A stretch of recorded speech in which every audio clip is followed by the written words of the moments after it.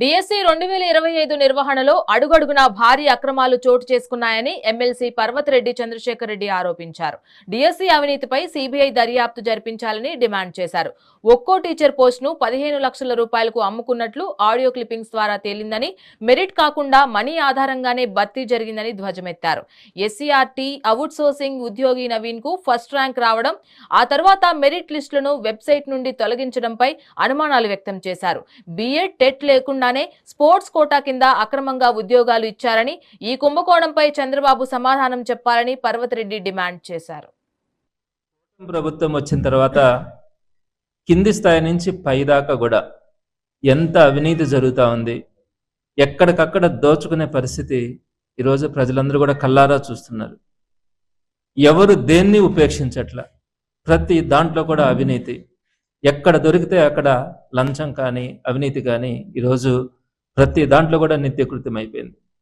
అయితే ఎప్పుడు కూడా మనం వినలా, ఆంధ్ర రాష్ట్రంలో మొదటి నుంచి కూడా కొన్ని ఫీల్డ్స్ అన్నీ కూడా పవిత్రంగానే ఉన్నాయి.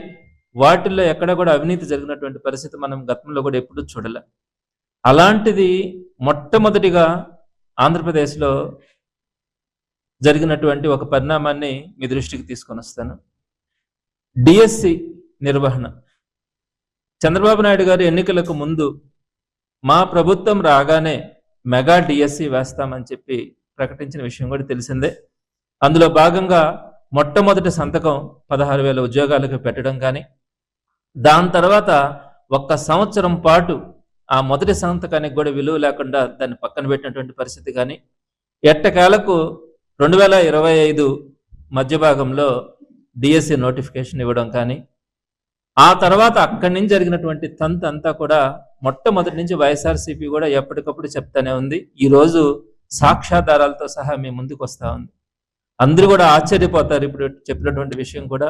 ఒక్కొక్క ఉద్యోగాన్ని 15 లక్షలకి